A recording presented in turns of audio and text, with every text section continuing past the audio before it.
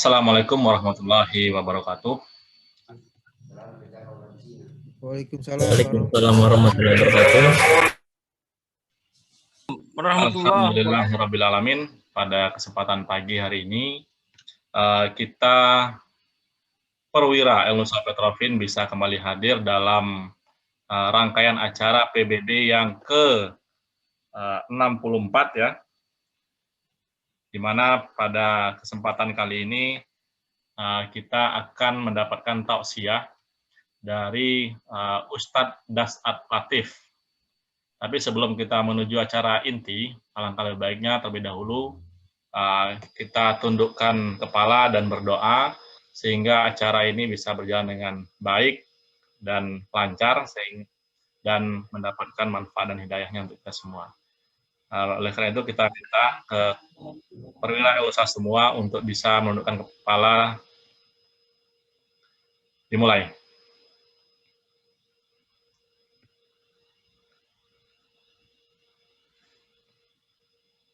Berdoa selesai. Baik, sebelum kita mulai pada acara inti, izinkan saya untuk terlebih dahulu menyampaikan rundown acara yang akan kita laksanakan pada pagi hari ini, di mana tadi sudah dilakukan pembacaan doa untuk masing-masing peserta yang hadir pada pagi hari ini. Kemudian nanti juga akan ada pembacaan safety briefing, safety moment. Kemudian nanti juga akan ada yang namanya sambutan dari Direktur Utama PT Ilnusa Petrofin. Kemudian dilanjut dengan kajian dari Ustadz Das'at Latif. Nah, tentunya kawan-kawan semua sudah pada paham dan memahami siapa itu Ustadz Das'at Latif. Nanti kita akan bacakan profilnya. Kemudian nanti dilanjut dengan adanya sesi tanya jawab. Dan terakhir ada penutupan doa oleh Ustadz Das'at Latif. Nah, saya lanjut pada acara yang kedua, yaitu safety moment. Seperti yang kita ketahui bersama bahwa pada saat sekarang ini pandemi COVID-19 ini sangat sangat meningkat ya, sangat meningkat tertularnya. Kemudian banyak juga kawan-kawan yang masih antipati terkait dengan apa itu COVID-19, kemudian tidak mau divaksin dan segala macamnya gitu ya. Nah, ini nanti juga akan kita dari sini juga kita akan minta arahan nih dari Ustadz Das'at Latif, karena dari informasi yang kita dengar baik melalui media televisi ya, kemudian media sosial ya berupa Instagram atau Facebook dan segala macamnya. Beliau ini sangat aktif di dunia untuk media sosialnya. Dan jadi sebagai informasi bagi kawan-kawan yang saat ini mungkin masih meragukan akan terkait apa gunanya vaksin, kita nanti akan kupas tuntas juga dan minta arahan dari Ustadz Das'at Latif. Itu safety moment yang akan sampaikan. Kita masuk ke acara yang ketiga, yaitu adanya sambutan dari Direktur Utama PT Ilnusa Petrofin. Di sini sudah hadir tengah-tengah kita Pak Haris Sahrudin, ya. Dan kepada beliau, waktu dan tempat kami persilakan. Pak Haris, kami persilakan, Pak.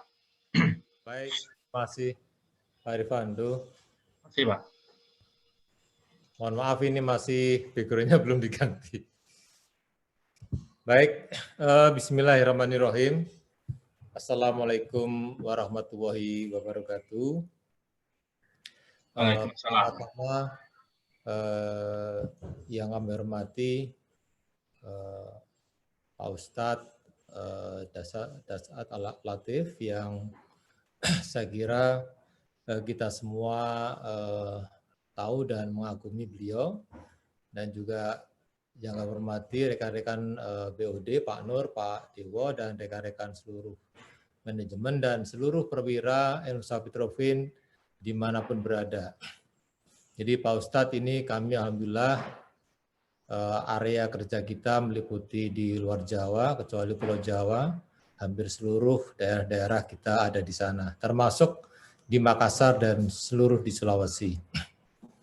Baik, pada kesempatan pagi hari ini marilah kita selalu bersyukur kehadirat Allah SWT yang telah memberikan nikmat iman, nikmat Islam, nikmat sehat, dan paling penting adalah nikmat kesempatan untuk kita semuanya sehingga kita masih bisa bersilaturahim, khususnya pada pagi hari ini yaitu Petrofin belajar bareng.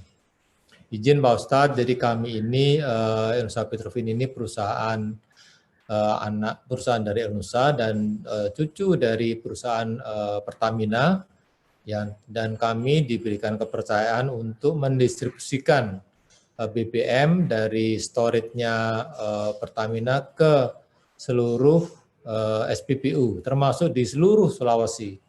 Dan kemudian juga kami di Sulawesi, Pak Ustadz, itu juga kita mempunyai terminal LPG di Sulawesi Utara dan beberapa fasilitas SPBE di kepulauan di Indonesia.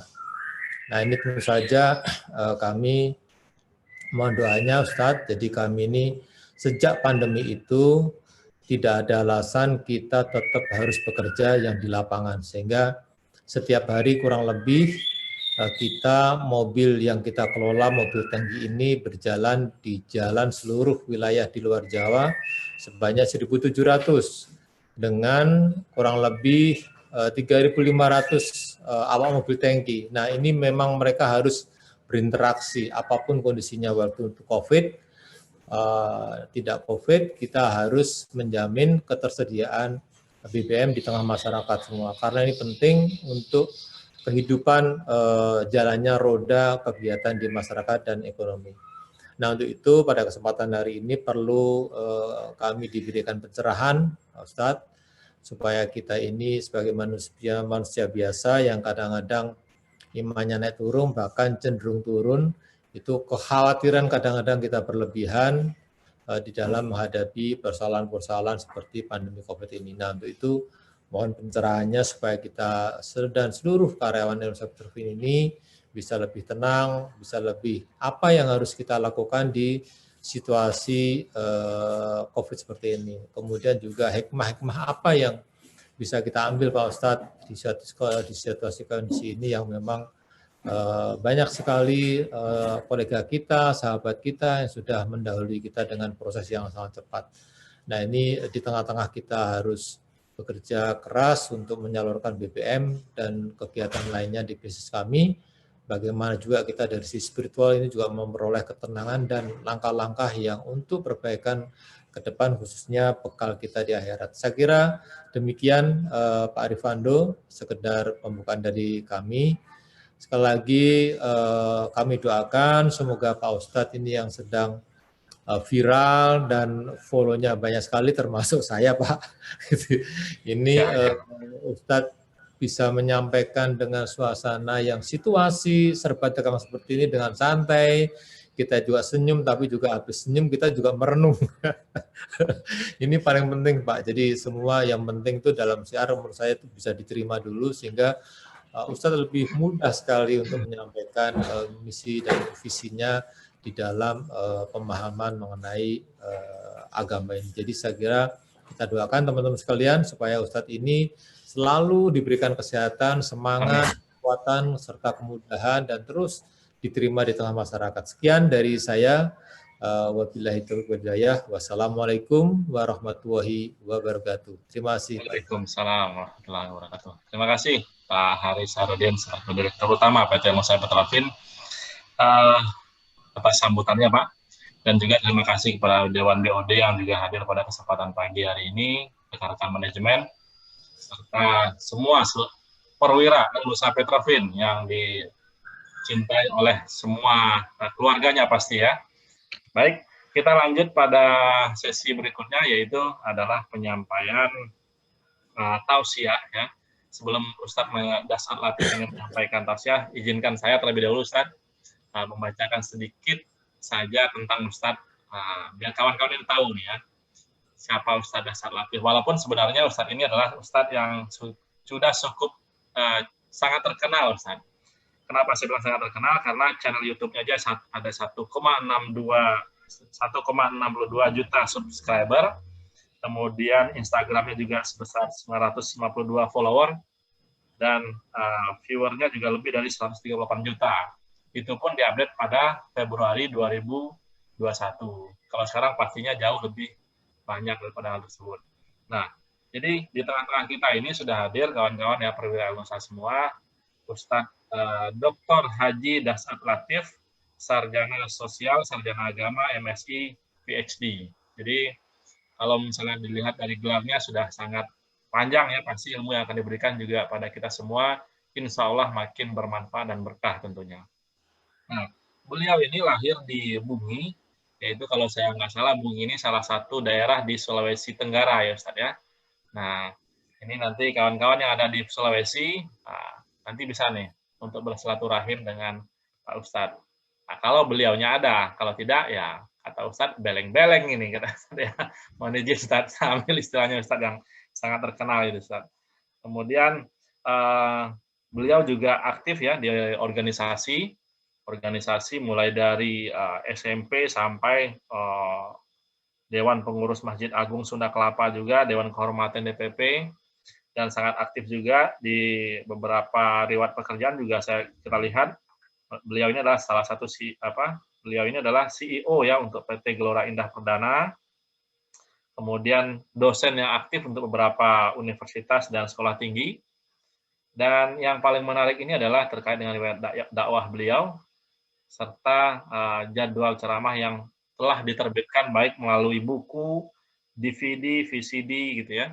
Nah, dan alhamdulillah dari beberapa buku-buku atau DVD yang sudah diterbitkan oleh Ustadz ini, yang sangat menarik, nanti mungkin akan menjadi question mark bagi kami adalah terkait dengan yaitu mengatasi masalah tanpa masalah. Ini yang menggelitik bagi saya Ustadz. Tapi itu nanti kita bahas. Kenapa? Karena kita lebih fokus pada kesempatan kali ini untuk tema bersyukur dan berjuang selama pandemi. Jadi itu sedikit profil singkat Ustadz Dasat Latif yang kami harapkan nanti bisa memberikan sebuah pencerahan bagi perwira Usaha Petrofin sehingga lebih meningkatkan lagi yang namanya etos kerja, kemudian meningkatkan lagi yang namanya integritas, kemudian ada yang namanya akhlak dan lain sebagainya ya. Demikian profil singkat dari Ustadz Dasat Latif. Waktu dan tempat kami persilakan kepada Ustadz untuk dimulai. Halo, ini kayaknya Ustadznya ini ya Pak ya? Skiga. Ini Ustadznya tiba-tiba mungkin putus sebentar, mungkin kita lagi gabung lagi. Oh iya. Jadi kawan-kawan semua yang penasaran dengan IG-nya seperti IG-nya apa beliau ini ya, itu kawan-kawan bisa nanti lihat channel YouTube-nya Dasat Latif ini. Kalau biasanya kalau kita lihat di IG ataupun di YouTube, beliau ini sangat tegas dan keras gitu ya dalam menyampaikan pidatonya, menyampaikan ceramahnya, dan tentunya ini sangat berkesan bagi bagi para yang mendengarkan tausiah dari beliau, terutama yang saya ingat itu adalah terkait dengan pada saat Ustadz Dasat Latif ini menyampaikan ceramah atau tausiah di depan para anggota-anggota kepolisian ya, aparatur sipil negara ya. Itu sangat tegas dan lantang menyampaikan beberapa kasus, apakah itu masalah yang sekarang ini sedang viral ya. Kalau misalnya tadi pagi saya dengarkan tausiahnya terkait dengan masalah hukuman dipotong-potong gitu ya, itulah Indonesia katanya ya. Kalau misalnya sekian, tapi ya nanti kita dengar ceramah lebih tepatnya dari Ustadz Dasat Latif ini. Gimana Mas Yoga, sudah ada? Bentar Pak, masih ada gangguan teknis tadi itu. Tadi juga beberapa kali terputus dengan Ustadz tadi pada saat lagi kita mulai acara. Ya. Saya coba kontak lagi.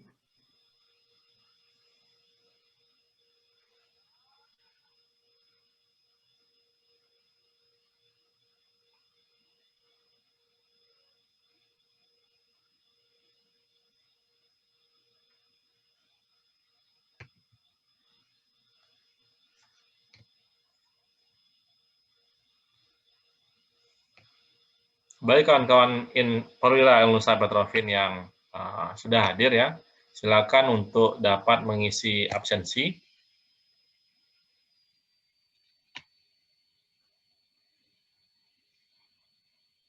Ya, silakan bagi kawan-kawan yang sudah hadir, silakan untuk mengisi absensi. Kemudian ya, nanti pastinya akan langsung mendapatkan sertifikat untuk PBB kita yang ke-64 ini. Jadi tanpa terasa PBB ini sudah Arifando, ya, Pak Aris. itu kelahirannya Pak Ustadz di daerah mana tadi? Di Bungi, Pak. Bungi itu Sulawesi Tenggara, Pak. Kalau dibilang bau-bau ya, Pak ya. Kendari, bau-bau. Bau-bau, Pak. Bau-bau kalau tadi saya baca di Wikipedia itu daerah bau-bau, Pak. Ya udah, nanti kalau kita selesai pembangunan LPG di Bau-bau, beliau meresmikan lah. Insya Allah, Pak. Insya Allah. Amin. Ya Rabbal Alamin. Ya. Jadi kalau kita baca di Wikipedia, Sulawesi Tenggara, daerah Bau-bau, Pak. Luas areanya sekitar 76 ya. kilometer persegi aja. Ini Pak Rahim hadir kan, Pak Rahim? Pak Rahim, kita coba cek. Halo Pak Rahim, hadir nggak Pak?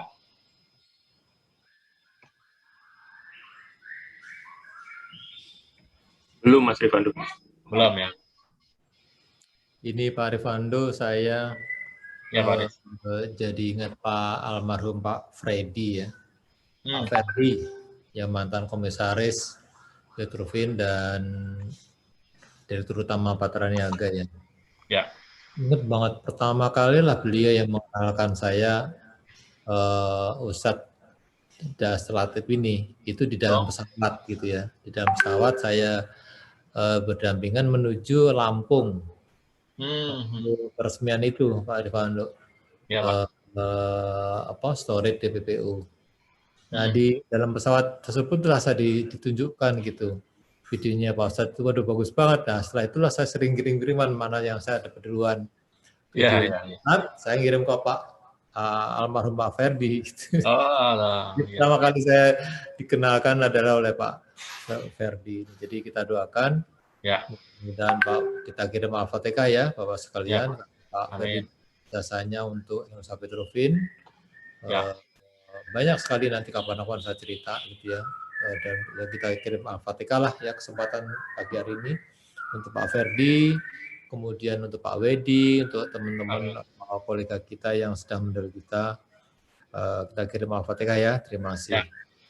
Baik kawan-kawan semua, mari kita tundukkan kepala sejenak ya sambil menunggu Pak Ustadz Das Latif. Kita membacakan Al-Fatihah. Bismillahirrahmanirrahim. Alhamdulillah.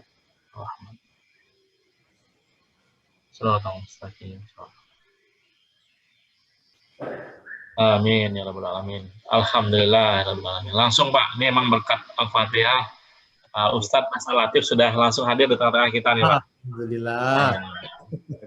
Ya. Assalamualaikum Ustadz.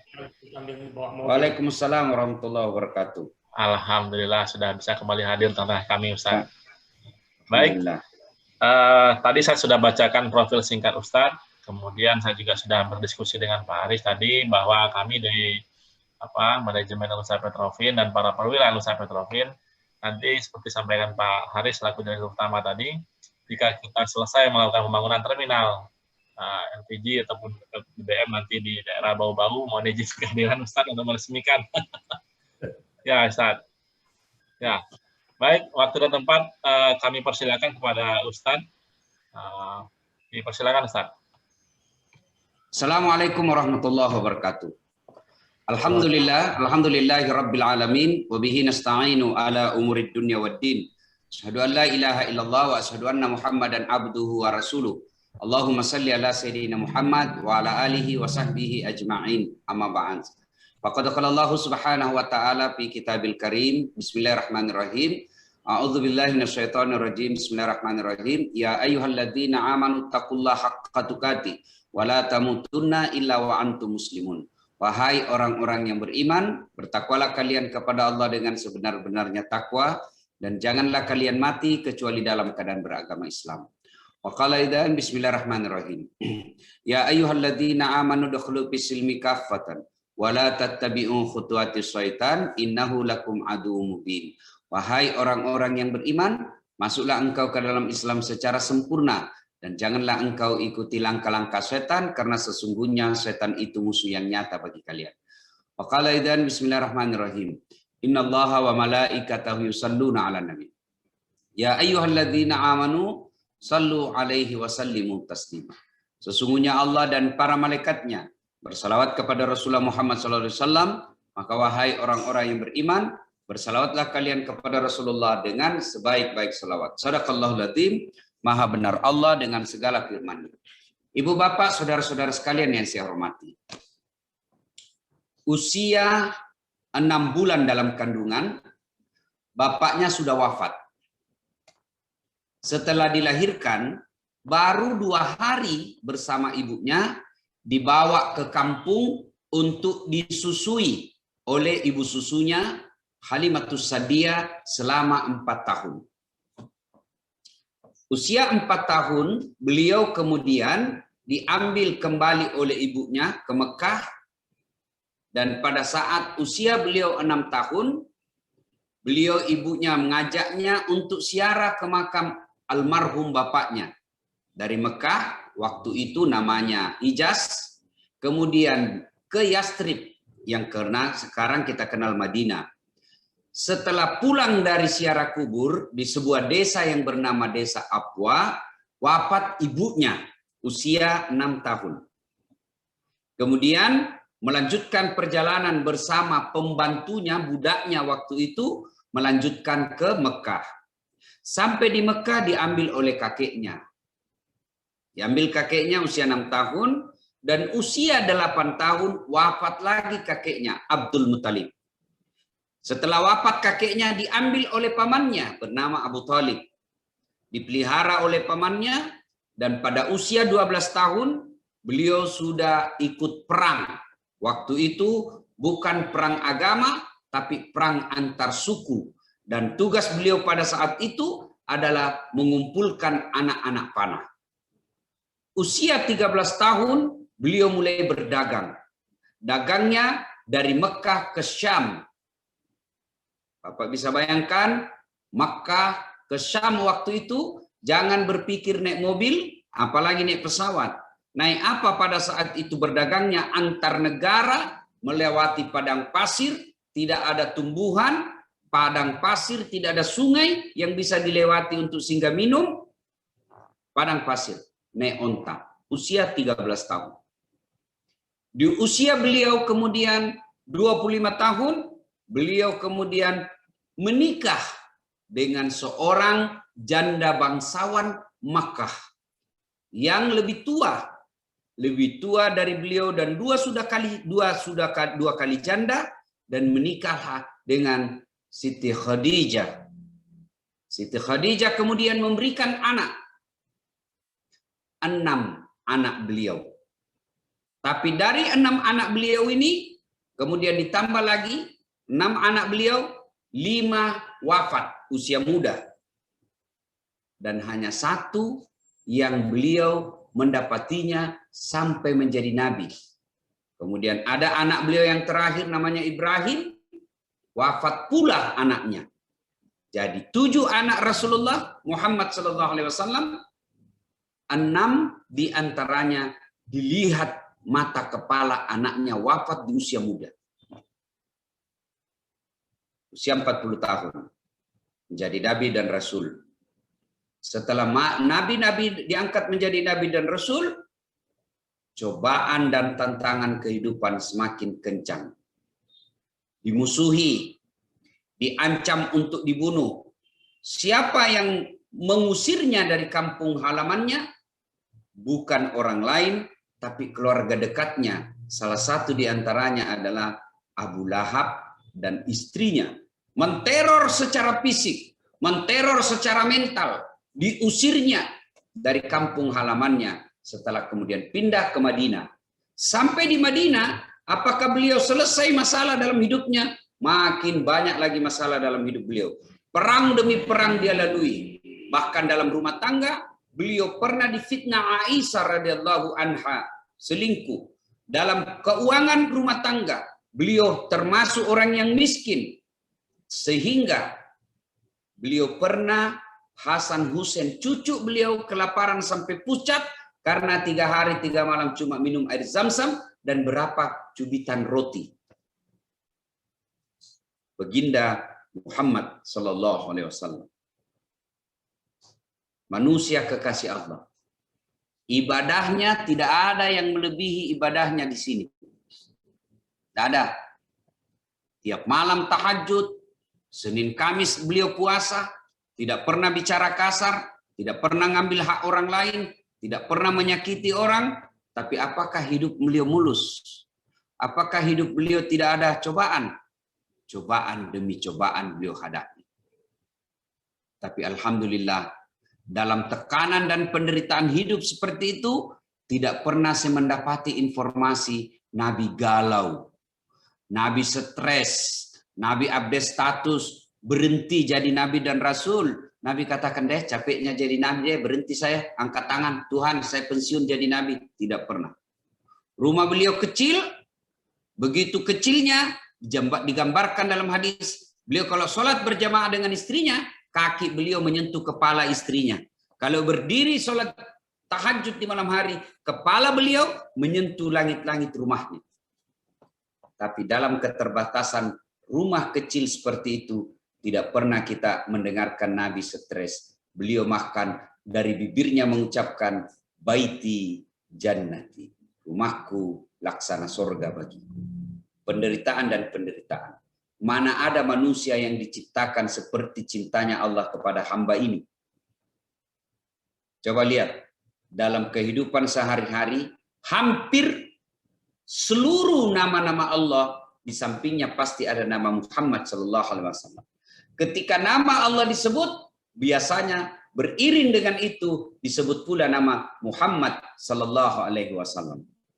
Beliau bahkan dijelaskan dalam hadits qudsi, Allah jelaskan, andai bukan karena engkau Muhammad, saya tidak ciptakan dunia dan isinya. Jadi Allah persembahkan ini dunia dan isinya karena Allah cinta kepada Rasulullah Muhammad SAW. Karena cintanya kepada Rasulullah, apakah Allah tidak memberi ujian kepada Nabi? Ujian demi ujian beliau terima.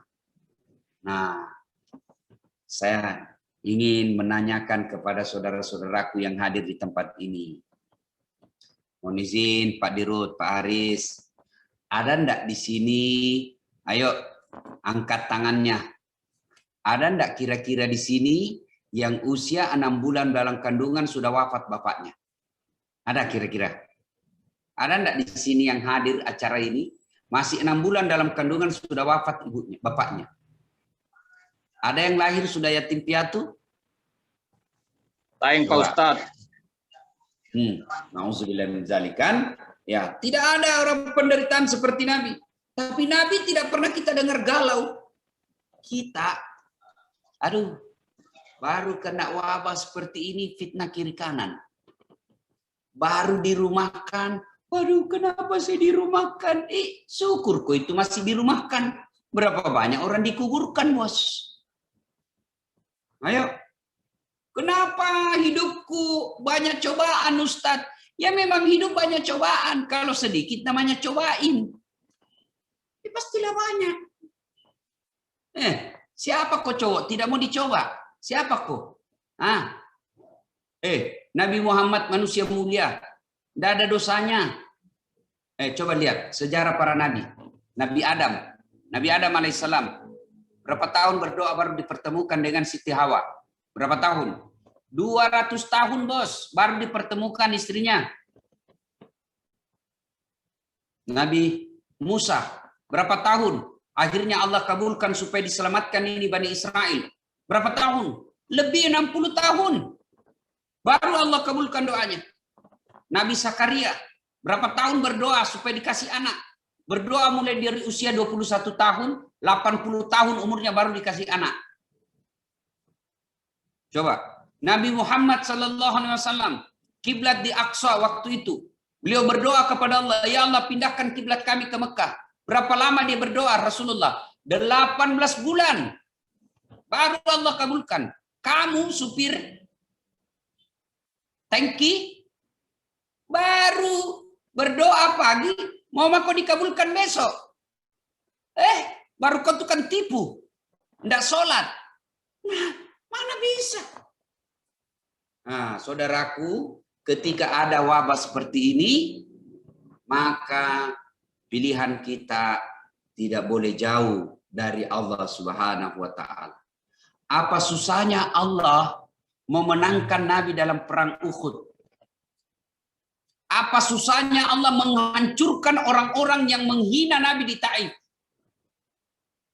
Apakah Nabi cuma berdoa? Tidak. Apakah Nabi cuma tinggal di masjid? Ya Allah menangkan kami di perang Uhud. Ya Allah menangkan kami di perang Khandaq. Ya Allah menangkan kami perang Badar. Tidak. Nabi bukan cuma berdoa, tapi ikut angkat senjata. Perang. Itu Nabi bos. Apalagi kami yang tukang tipu. Istrimu aja kau tipu. Tiba-tiba berdoa pagi besok mau dikabulkan. Pret.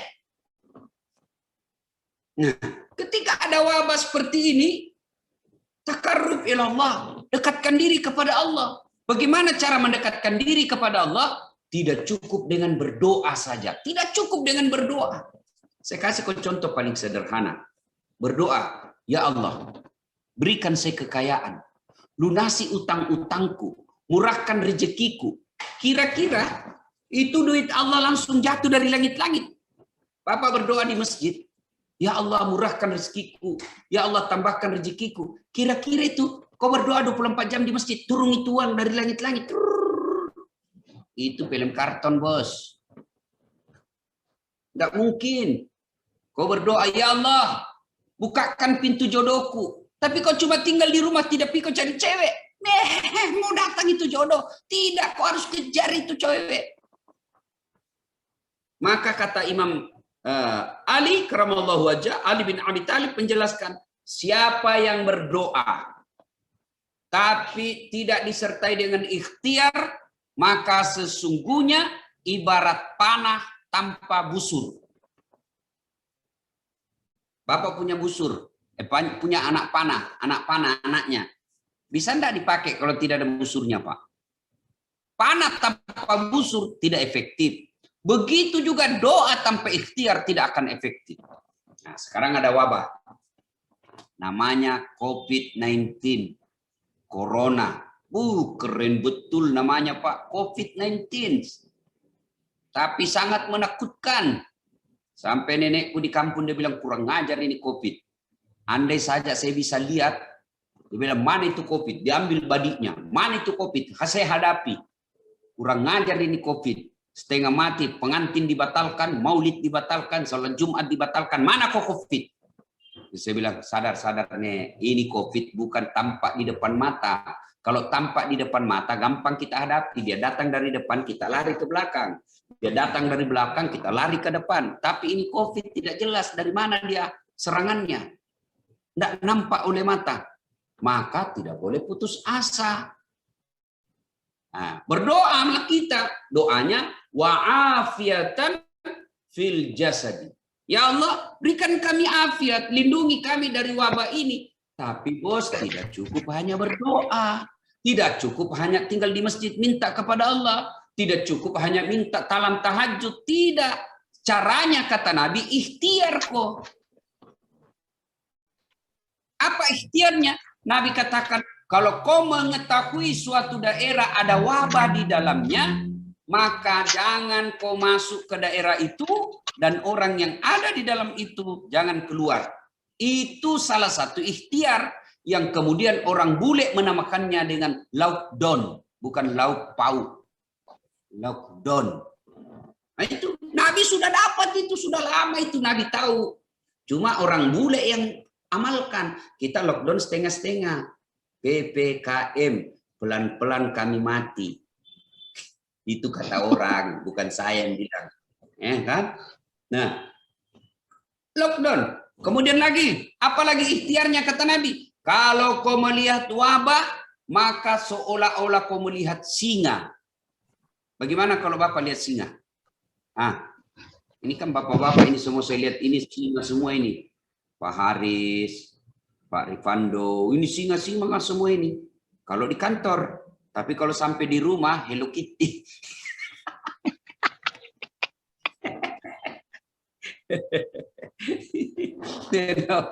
Kata Nabi, kalau kau melihat wabah, lihat seolah-olah kau melihat singa. Ya, kalau Bapak, Pak Hairul Ilmi, Pak Hairul, kalau Pak Hairul lihat singa, apa yang Bapak lakukan? Apa Bapak pergi, hai guys? Enggak, apa? Lari kita Pak. Begitu juga dengan wabah ini. Begitu Bapak lihat wabah, tidak boleh mendekat, tapi larilah seolah-olah melihat singa. Itu ikhtiar semua. Nah, sekarang ada wabah namanya COVID-19. Nah, kajian ilmu. Kajian ilmu menjelaskan ilmunya bahwa wabah ini masuk dari 3 pintu. Pertama, hidung. 2, mata. 3, mulut. COVID tidak masuk dari lubang ketek. Tidak masuk dari lubang pusat. Dia masuk dari 3 lubang ini. Maka disuruh kau pakai masker. Gini. Pakai masker. Lihat ini Pak sopir. Yang selalu pakai. Pakai masker. Dele, saya pakai masker Ustaz. Betul kau pakai masker, tapi kau begini. Bos, COVID tidak masuk dari dagumu. Tidak perlu kau tutup dagu. Itu ikhtiar sebelum dapat vaksin. Sekarang alhamdulillah dapat vaksin. Maka cara paling jitu untuk terhindar dari COVID ini adalah meningkatkan kekebalan tubuh. Bagaimana cara meningkatkan kekebalan tubuh? Satu di antaranya adalah vaksin. Jadi vaksin ini bukan melawan COVID, tapi meningkatkan kekebalan tubuh. Sebab vaksin itu, sebab COVID ini hanya bisa dilawan dengan kekebalan tubuh. Untuk kekebalan tubuh yang baik, maka kita harus vaksin. Suntik di kiri. Ada yang bilang begini, vaksin tidak vaksin Ustadz, pasti mati. Kalau begitu jangan kau juga makan. Karena makan tidak makan, pasti kau mati. Itu apa kau makan? Mati kau juga. Ngapain kau makan? Makan tidak makan, pasti kau mati. Kalau gitu, jangan kau bilang vaksin tidak vaksin, pasti mati. Bos, mati itu bukan soal vaksin. Mati itu karena ajalmu tiba. Lalu untuk apa vaksin? Agar kita punya daya tahan tubuh yang baik. Supaya punya daya tahan tubuh yang baik, kita harus vaksin. Kalau sudah daya tahan tubuh baik, maka meskipun Anda kena COVID, meskipun Anda masuk itu COVID di tubuhmu, dia tidak akan membawa dampak yang kritis. Sehingga kamu harus kolap masuk rumah sakit. Iya, kalau masuk rumah sakit masih sedia. Alhamdulillah. Tapi kenyataan sekarang ini belajar dari Jakarta, rumah sakit penuh. Akhirnya masyarakat diminta isolasi mandiri di rumah. Kalau isolasi mandiri di rumah dan tidak didampingi tenaga kesehatan, tiba-tiba kau tidak bisa bernapas. Wabillahi taufiq wal hidayah. Habis. Dia bilang, Ustaz, kenapa kau selalu kampanye vaksin? Karena saya merindukan tablik akbar lagi yang kita sampai satu lapangan hadir. Karena saya merindukan sholat berjamaah kaki rapat. Karena saya merindukan salat Jumat. Saya merindukan bersilaturahmi di warkop. Saya merindukan datang ke orang tua, saya peluk dan saya cium. Maka saya merindukan semua itu. Dan caranya supaya cepat kita tergabung kembali dengan masa-masa sebelum COVID. Maka menurut ilmu pengetahuan, yuk vaksin. Kalau vaksin 80% penduduk suatu negeri, maka insya Allah kita memiliki yang namanya herd immunity. Artinya kekebalan bersama. Mana buktinya? Lihat Eropa, baru-baru piala Eropa. Cuma sayang kalah kesebelasan idolaku. Toh? Mereka pergi nonton, nggak pakai masker lagi. Kenapa? Karena mereka sudah terbentuk kekebalan bersama. Kita masih banyak yang kepala batu. Dia vaksin Ustaz, sudah vaksin, kena stroke begini. Bukan gara-gara vaksin, jangan kau termakan hoax. Dia yang takut suntik, kan banyak orang bukan tidak mau vaksin karena takut suntik. Bukan karena takut vaksin, takut suntik. Karena takut suntik atau takut vaksin, maka dia carilah berita yang membenarkan otaknya. Hati-hati Pak di medsos. Di medsos ini masih banyak berkeliaran cebong kampret yang tidak rujuk. Cebong kampret ini, apa yang dikatakan cebong dihantam sama kampret. Apa yang dikatakan kampret diserang sama cebong. Jokowi sama Prabowo sudah akur, men. Ngapain masih itu terus kau urus? Pendukung Habib Rizik, kami cinta Habib Rizik, tapi tolong jangan karena kebencianmu terhadap pengadilan Habib Rizik, kamu sembrono hidup dan tidak percaya ada vaksin. Coba, kalau seluruh umat Islam tidak percaya vaksin, maka kalian kena COVID. Siapa yang mati? Mayoritas penduduk Indonesia ini Muslim. Kalau banyak yang tidak percaya kalian, maka yang paling banyak orang Islam mati. Maka saudaraku, boleh kamu benci di rezim. Boleh kau tidak senang ini, kau punya ini gaya hidupnya ini pemerintah. Memang juga saya tidak senang. Pemerintah pergi cari obat di apotik. Ngapain kau pergi cari di apotik? Kau telepon saja itu menterimu. Produk kau itu. Tapi meskipun kau benci dengan rezim ini, kau tidak puas dengan rezim ini, tidak berarti membuat dirimu abai dalam menjaga kesehatan. Saya tidak senang ketika melihat perlakuan cara penanganan COVID ini oleh pemerintah, tidak disiplin, tidak menyatukan, tapi tidak berarti saya harus abai dalam protokol COVID. Saudaraku, saya dapat informasi karyawan, staf, pekerja dari apakah namanya di kantor El Nusa ya, mana itu tadi? El Nusa Petrofin, Ustaz. Ya itu. Nah, saya dengar masih banyak yang tidak mau vaksin. Saya alhamdulillah sudah vaksin satu keluarga. Pegawai-pegawai saya di kantor saya juga sudah vaksin. Alhamdulillah sehat walafiat. Tidak ada masalah. Alhamdulillah. Bapak majelis ulama itu orang-orang cendekia dan tahu dosa, Pak.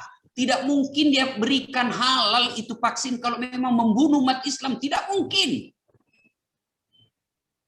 Mereka bukan orang tidak punya hati nurani itu majelis ulama. Mereka bukan orang yang tidak punya dosa. Mereka yang tidak memikirkan proyek itu di dalam majelis ulama. Tidak. Tidak mungkin mereka merekomendasikan halal ini vaksin kalau memang menyesatkan. Tidak mungkin, Pak. Mereka tahu dosa. Kalau politisi saya tidak percaya, Pak. Tapi majelis ulama tidak mungkin mau membiarkan kita hancur. BP POM itu kumpulan ribuan orang di dalam. Tidak mungkin satu anak bangsa yang tidak mikirkan di situ. Tidak mungkin. Kalau ada yang satu di dalamnya BP POM 1, 2, 3 orang jahat bisa jadi. Tapi tidak mungkin semuanya jahat. Dan tidak mungkin dia mengatakan ini vaksin aman kalau memang ini merusak bangsa kita. Percaya saudaraku, vaksin ini untuk sementara, inilah jalan keluar yang terbaik buat kita. Dan saya alhamdulillah, kalau saya pun mati gara-gara vaksin, saya anggap mati syahid.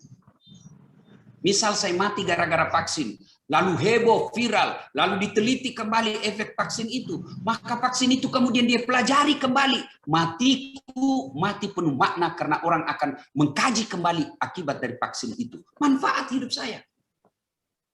Karena tidak usah cemas lah. Inilah pilihan yang terbaik untuk sementara ini. Untuk sementara ini pilihan yang terbaik. Sambil tetap protap.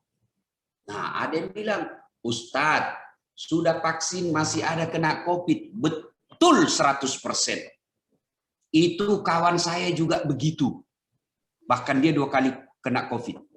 Awal-awal COVID kena dia COVID.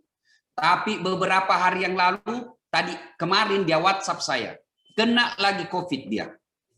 Karena mau naik pesawat di swab. PCR positif. Tapi apa dia bilang?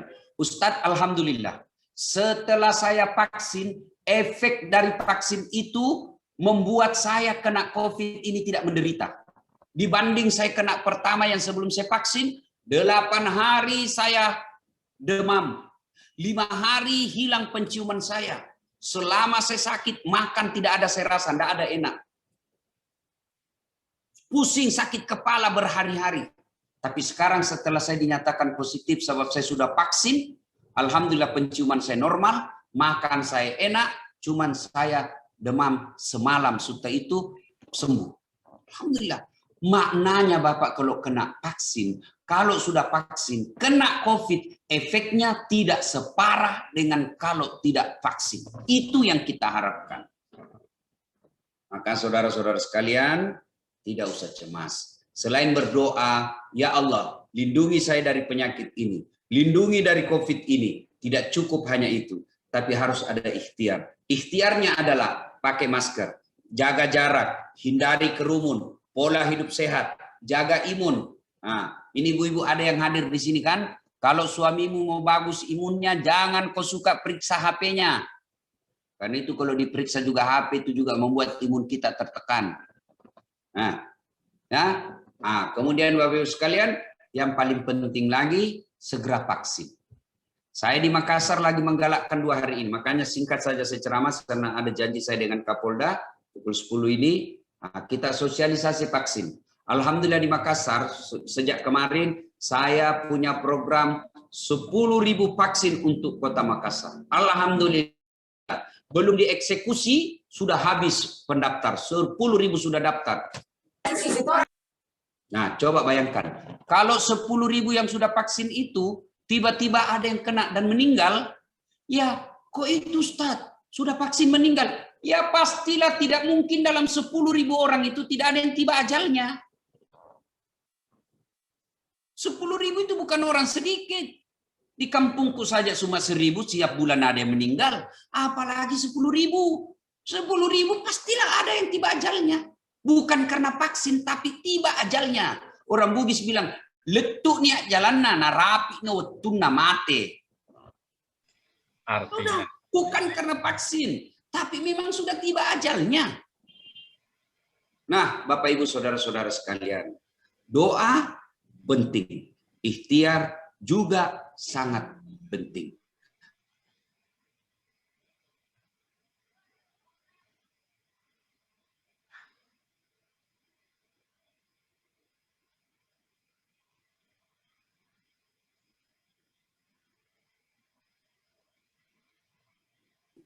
Tidak apa-apa, tapi jangan kau keluar rumahmu. Karena begitu kau keluar rumah, kau kena kaidah fikih, hadis Nabi, la daror wala diror. Tidak boleh mencelakai diri sendiri dan tidak boleh mencelakai orang lain. Saya bagus agama saya. Ibadah mahdas saya kepada Allah baik. Tiap hari sholat 5 waktu bagus. Awal waktu saya sudah sholat. Setiap saya sholat, saya lengkapi dengan sholat sunnah rawatib. Senin Kamis saya puasa. Tahajud tiap malam, tapi hidup saya sembrono. Saya ke warkop tidak pakai masker. Semana-mana saya tidak memperhatikan keselamatan orang lain. Bahkan akhirnya saya menularkan penyakit ke orang lain gara-gara kesembronoan hidup saya. Maka sesungguhnya bukan orang baik meskipun ibadah saya baik. Karena Nabi katakan, hairun nas anfa'hum linnas. Sebaik-baik manusia di antara kalian yang paling banyak manfaatnya buat orang lain. Nah, tentu pengajian ini, mana itu tadi judulnya kan? El Nusa pengajian. El Nusa Petrovin, Ustaz. Ya, pengajian yang ke-46. 64. Dibalik saja, Pak, dibalik saja. Ya, dibalik saja, no? 64 karena kepedulian kepada pegawainya, maka dibuatlah pengajian ini. Ya, dibuatlah pengajian ini. Karena kecintaan.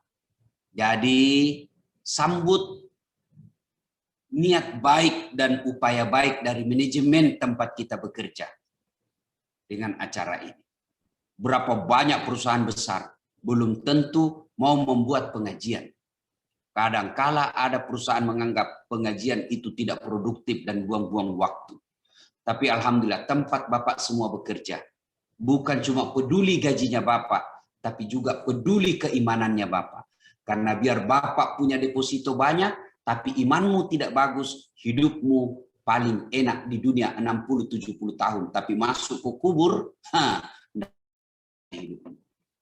kasambut baik ini. Alhamdulillah. Ya. Nah, mudah-mudahan niat baik ini dipahami juga dengan baik oleh seluruh karyawan yang bekerja di tempat ini. Dan kepada perusahaan, atas nama karyawan, memohon kepada Bapak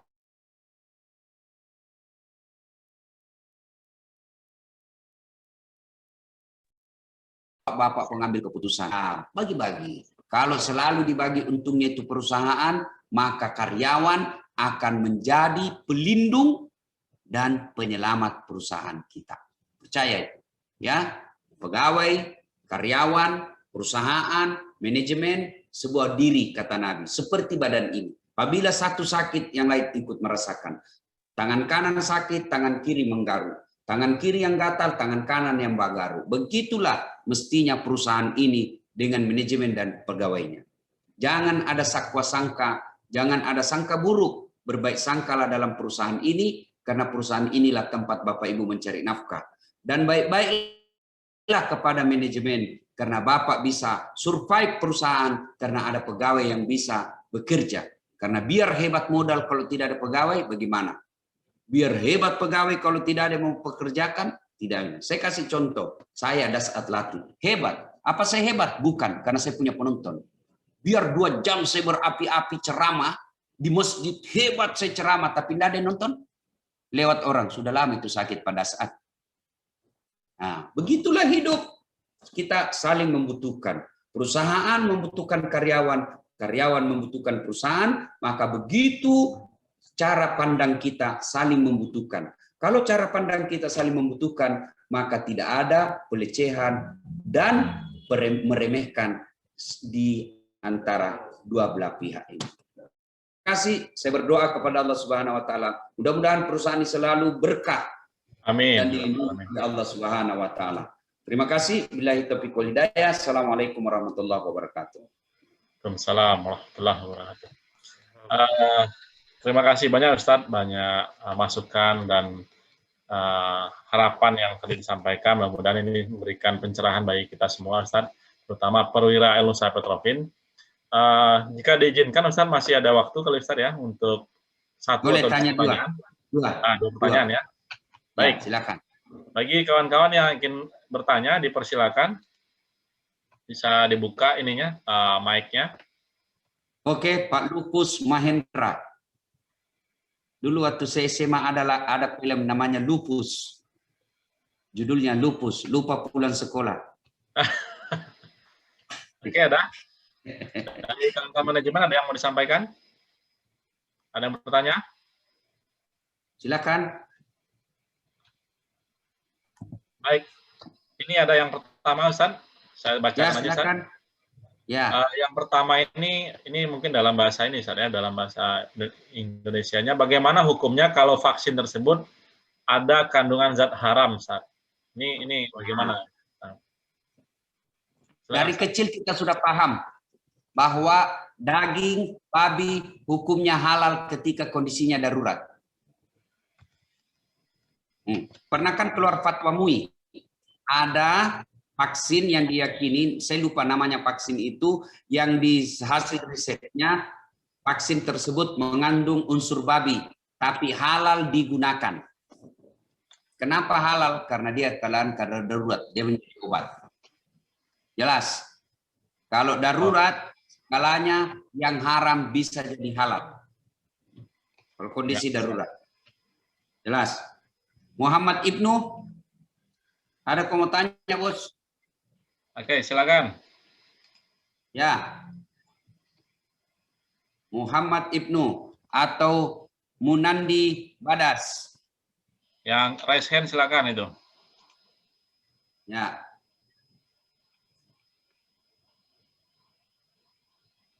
Ada yang tanya saya, Pak Rifando dari Riau, ya, Pak. WhatsApp saya.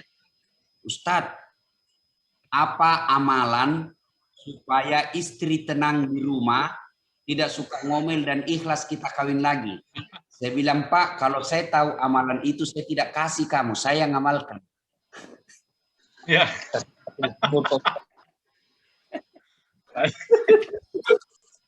Jangan cari amalan begitu, susah. Pak Guru Toki Pak istri.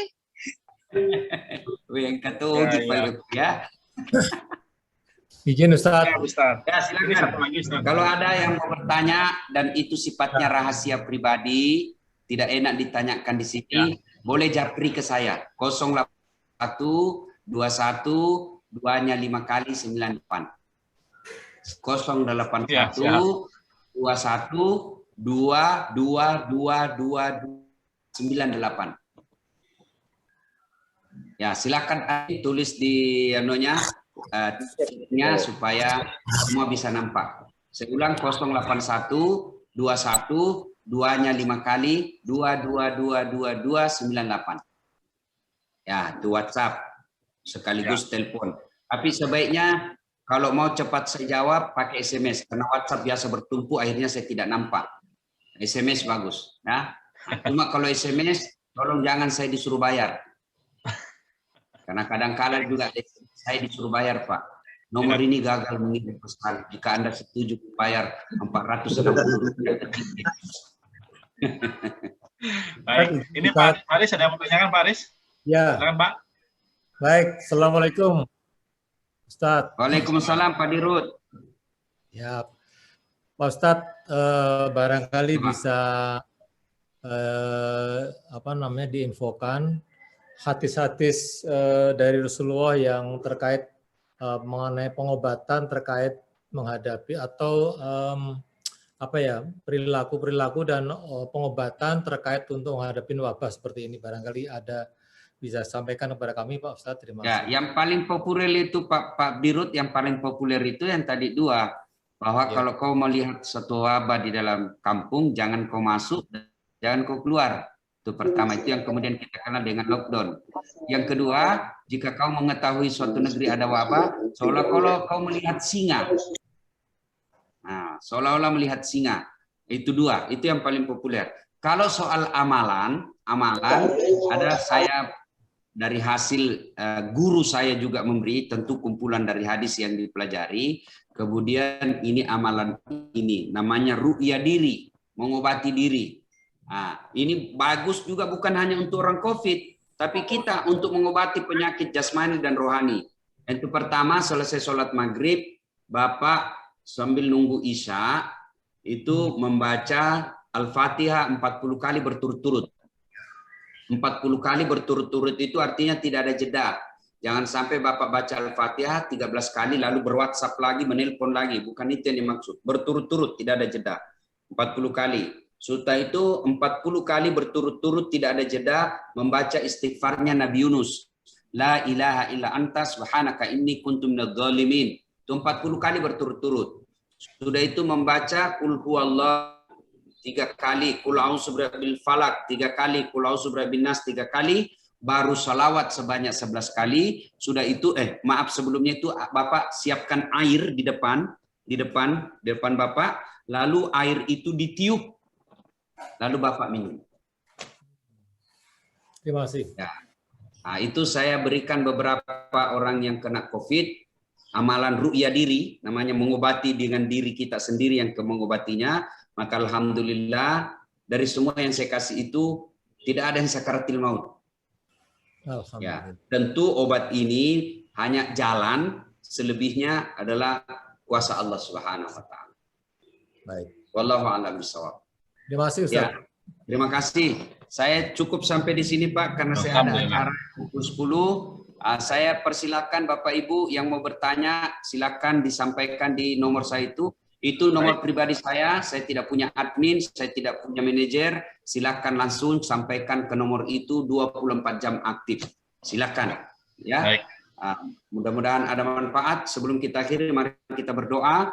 Kita awali dengan mengirimkan suratul Fatihah. Kepada Rasulullah Muhammad, khasiat dan utamanya kita ikhlaskan untuk saudara-saudara kita, teman-teman kita wafat karena COVID. Mari ingat nama mereka, kita kirimkan Fatihah.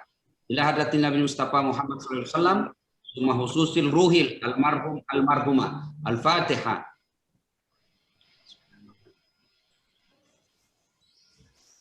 Ya kana.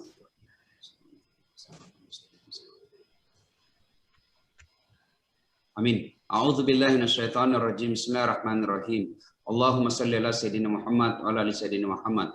Allahumma ghafir lil mu'minina wal mu'minat wal muslimina wal muslimat al ahya'i minhum wal amwat innaka sami'un qaribun mujibud da'wat wa qadiyal hajat.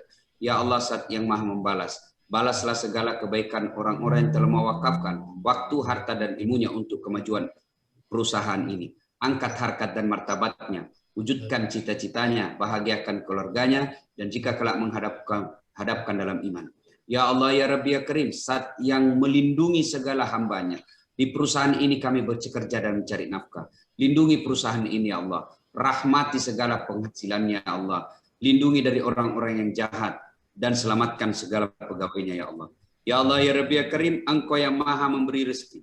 Di tempat dan perusahaan ini kami mencari nafkah. Jika rezeki kami masih terus lagi turunkan, jika masih dalam tanah munculkan, jika masih jauh dekatkan, jika masih sedikit cukupkan, dan yang penting ya Allah berkahkan. Amin. Rabbana la tuzigh qulubana ba'da idh hadaytana wa hab lana min ladunka rahmah innaka antal wahhab. Allahumma inna nas'aluka ridaka wal jannah wa na'udzubika min sakhatika wan nar. Rabbana atina fid dunya hasanah wa fil akhirati hasanah wa qina adzabannar. Subhana rabbika rabbil izzati amma yasifun wa salamun alal mursalin walhamdulillahi rabbil alamin. Terima kasih. Assalamualaikum warahmatullahi wabarakatuh. Waalaikumsalam. Waalaikumsalam. Terima kasih banyak, Ustaz. Terima kasih, Ustaz.